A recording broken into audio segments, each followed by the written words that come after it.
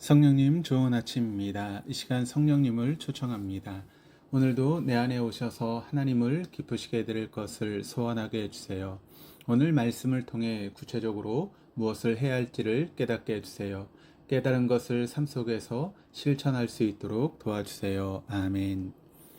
오늘 함께 나누실 하나님 말씀은 디모데전서 1장 1절에서 20절까지 말씀입니다. 우리 구주 하나님과 우리의 소망이신 그리스도 예수의 명령을 따라 그리스도 예수의 사도된 바울은 믿음 안에서 참 아들 된 디모데에게 편지하노니, 하나님 아버지와 그리스도 예수 우리 주께로부터 은혜와 긍휼과 평강이 내게 있을지어다. 내가 마게도냐로 갈 때 너를 권하여 에베소에 머물라 한 것은 어떤 사람들 명하여 다른 교훈을 가르치지 말며 신화와 끝없는 족보에 몰두하지 말게 하려 함이라. 이런 것은 믿음 안에 있는 하나님의 경륜을 이룸보다 도리어 변론을 내는 것이라. 이 교훈의 목적은 청결한 마음과 선한 양심과 거짓이 없는 믿음에서 나오는 사람이거늘 사람들이 이에서 벗어나 헛된 말에 빠져 율법의 선생이 되려 하나, 자기가 말하는 것이나 자기가 확증하는 것도 깨닫지 못하는도다. 그러나 율법은 사람이 그것을 적법하게만 쓰면 선한 것임을 우리는 아노라. 알 것은 이것이니 율법은 옳은 사람을 위하여 세운 것이 아니요 오직 불법한 자와 복종하지 아니하는 자와 경건하지 아니한 자와 죄인과 거룩하지 아니한 자와 망령된 자와 아버지를 죽이는 자와 어머니를 죽이는 자와 살인하는 자며 음행하는 자와 남색하는 자와 인신매매를 하는 자와 거짓말하는 자와 거짓 맹세하는 자와 기타 바른 교훈을 거스르는 자를 위함이니, 이 교훈은 내게 맡기신 바 복되신 하나님의 영광의 복음을 따름이니라. 나를 능하게 하신 그리스도 예수 우리 주께 내가 감사함은 나를 충성되이 여겨 내게 직분을 맡기심이니, 내가 전에는 비방자요 박해자요 폭행자였으나 도리어 긍휼을 입은 것은 내가 믿지 아니할 때 알지 못하고 행하였습니다. 우리 주의 은혜가 그리스도 예수 안에 있는 믿음과 사랑과 함께 넘치도록 풍성하였도다. 믿보다 모든 사람이 받을 만한 이 말이여, 그리스도 예수께서 죄인을 구원하시려고 세상에 임하셨다 하였도다. 죄인 중에 내가 괴순이라. 그러나 내가 긍휼을 입은 까닭은 예수 그리스도께서 내게 먼저 일체 오래 참으심을 보이사 후에 주를 믿어 영생 얻는 자들에게 본이 되게 하려 하심이라. 영원하신 왕, 곧 썩지 아니하고 보이지 아니하고 홀로 하나이신 하나님께 존귀와 영광이 영원 무궁하도록 있을지어다. 아멘. 아들 디모데야, 내가 내게 이 교훈으로서 명하노니, 전에 너를 지도한 예언을 따라 그것으로 선한 싸움을 싸우며 믿음과 착한 양심을 가지라. 어떤 이들은 이 양심을 버렸고 그 믿음에 관하여는 파선하였느니라.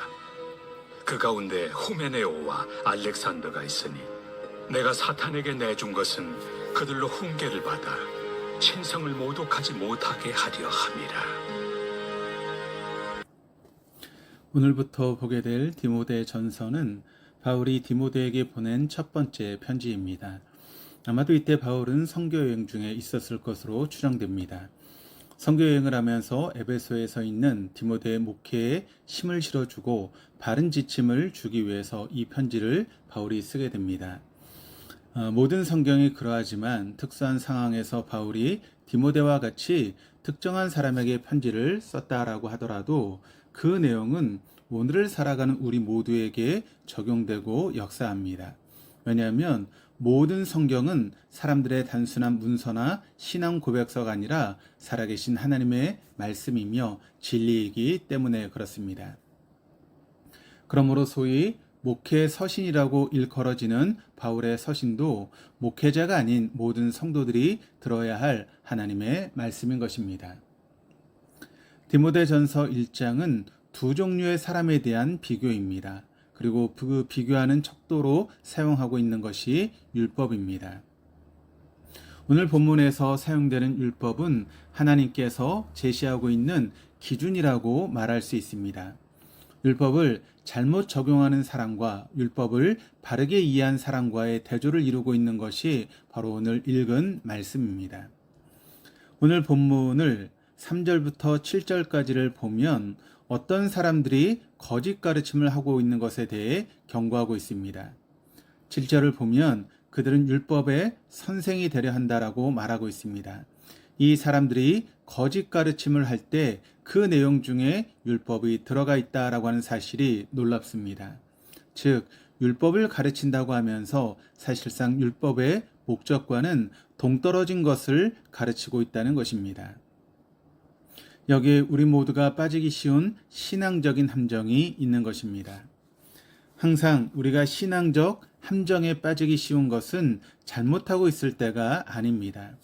교회에서 다툼이 일어나는 것은 옳다고 생각되는 것을 행할 때 다툼이 일어납니다.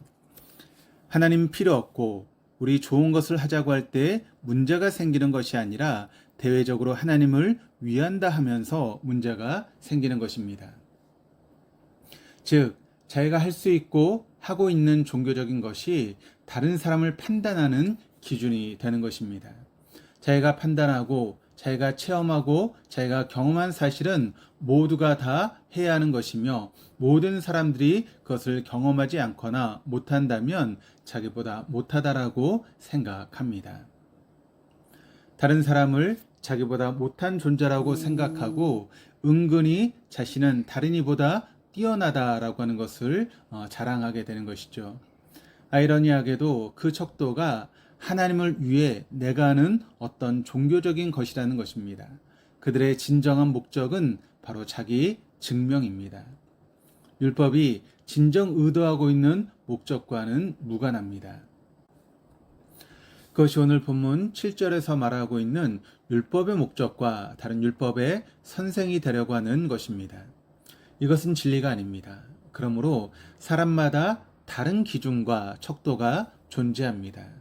이는 논쟁을 불러 일으킵니다. 그래서 이러한 율법 선생들의 형태와 생각은 4절 말씀을 보면 하나님의 구원 사역을 이루기보다는 변론을 내는 것이다라고 생각합니다.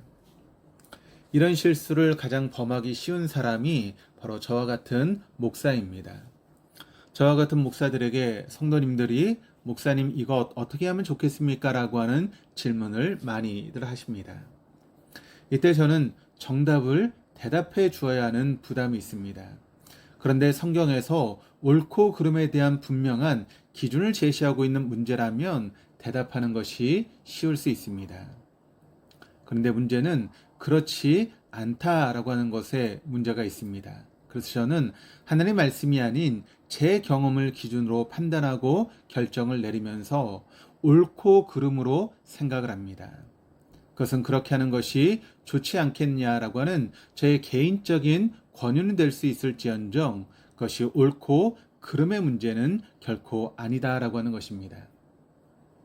그럼에도 내 결정과 다른 생각을 하는 사람을 틀린 사람으로 치부하기 시작합니다. 하나님께서 저에게 하나님의 말씀을 알게 하신 것은 결코 그런 목적이 아니라 5절에서 말씀하고 있듯이 다른 이들을 사랑하게 만들기 위해서인 것입니다. 그렇다면 하나님께서 율법을 우리에게 주신 목적, 즉 8절에서 말하고 있는 율법의 적법한 쓰임새는 무엇입니까? 사도 바울은 친절하게도 율법이 과연 무엇을 말하고자 하는지 누구에게 필요한 것인지 설명해 주고 있습니다. 하나님께서 우리에게 율법을 주신 이유는 9절 상반절에 의하면 옳은 사람을 위해 세운 것이 아니다라고 합니다. 그렇다면 어떤 사람을 위해서 주셨습니까? 9절과 10절 말씀을 보시겠습니다. 알 것은 이것이니 율법은 옳은 사람을 위하여 세운 것이 아니요 오직 불법한 자와 복종하지 아니하는 자와 경건하지 아니한 자와 죄인과 거룩하지 아니한 자와 망령된 자와 아버지를 죽이는 자와 어머니를 죽이는 자와 살인하는 자며 음행하는 자와 남색하는 자와 인신매매를 하는 자와 거짓말하는 자와 거짓 맹세하는 자와 기타 바른 교훈을 거스르는 자를 위함이니. 이 본문을 곰곰이 살펴보십시오. 누가 이 말씀에 해당되는 것 같습니까? 아주 못된 악당, 연쇄살인범, 인신매매범, 최소한 이 예배당에 앉아있는 우리들은 해당이 되지 않는 것처럼 생각되어집니다. 그렇다면 복종하지 아니하는 자는 누구입니까? 경건하지 아니하는 자는 누구입니까? 거룩하지 아니하는 자는, 거짓말하는 자는, 바른 교훈을 거스르는 자는 우리가 여기에 해당되는 것은 아니겠습니까?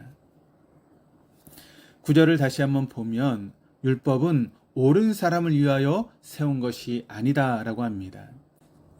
우리 중에 의로운 사람, 옳은 사람이 있습니까? 아무도 없습니다. 그러므로 율법은 우리 모두를 위해서 주신 것입니다. 그 목적이 무엇입니까? 로마서 3장 20절 말씀을 보면 그러므로 율법의 행위로 그의 앞에 의롭다 하심을 얻을 육체가 없나니 율법으로는 죄를 깨달음이니라. 즉 율법은 우리의 죄를 깨닫게 합니다. 하나님께서 우리에게 율법을 주신 것이 율법의 기준이 되어서 우리 각자가 어떤 존재인지를 살펴보라는 것입니다. 우리 모두가 살인하는 자요, 불순종하는 자요, 망령된 자요, 음행하는 자요, 복종하지 아니한 자라는 것을 알라고 하나님께서 우리에게 율법을 주신 것입니다. 하나님께서 제시하신 기준에 아무도 이룰 수 없음을 알라라고 주신 것이 율법입니다. 그러므로 하나님의 말씀을 알아갈수록 영적 경험이 쌓여갈수록 내가 얼마나 흉악한 죄인인지 깨닫게 되는 것입니다. 그래서 내가 살 길은 복음밖에 없구나. 하나님의 은혜가 아니고서는 나는 도저히 가망이 없는 사람이구나. 이것을 깨달으라고 하나님께서 율법을 주신 것입니다. 내가 옳고 너는 틀리다. 내 경험이 훌륭하고 네 경험은 조잡하고 일천하다. 내 방식만이 맞고 네 생각과 방식은 틀리다. 이렇게 주장하라고 주신 것이 아니다라고 하는 것입니다. 이런 맥락 속에서 사도 바울이 15절에서 죄인 중에 내가 괴순이라라고 말씀하고 있는 것을 살펴볼 때 바른 의미를 우리가 알 수 있습니다.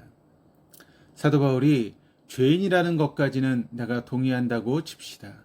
그런데 죄인 중에 괴수라까지 할 수가 있습니까? 그는 왜 자신을 가르쳐 죄인 중에 괴수라고 말하고 있습니까? 바울이 겸손해서 그렇게 표현하고 있는 것입니까? 절대 아닙니다. 바울이 죄인 중에 내가 괴순이라라고 말한 것은 하나님의 말씀과 하나님의 은혜에 자신의 모습을 비춰 보았을 때 자신이 얼마나 흉악한 사람인가를 깨달은 것입니다. 하나님의 은혜와 율법에 비추었을 때 발견되는 우리의 죄악은 비교할 수 있는 대상이 없습니다. 하나님께서 우리를 참아주시고 불쌍히 여겨 주시지 않았다면 우리 모두 다 영원히 죄인 중에 괴수인 상태로 머물러 있을 사람들인 것입니다. 그런 우리를 구원하시기 위해서 이 땅에 예수님이 오셨습니다. 그것을 기억하는 새벽 될 수 있기를 주님의 이름으로 축원합니다. 기도하시겠습니다. 하나님, 자꾸만 우리는 우리가 어떤 존재인지를 잊고 살아갑니다. 서로 기억을 하더라도 관념 속에서만 존재해서 실생활에서 그 증거가 나타나지 않습니다. 우리가 죄인 중에 괴수임을 잊지 않게 주옵소서. 하나님께서 오래 참아 주심으로 우리가 이 자리에 있을 수 있다는 것을 결코 잊지 않게 하여 주시옵소서. 감사드리며 예수 그리스도 이름으로 기도드립니다. 아멘.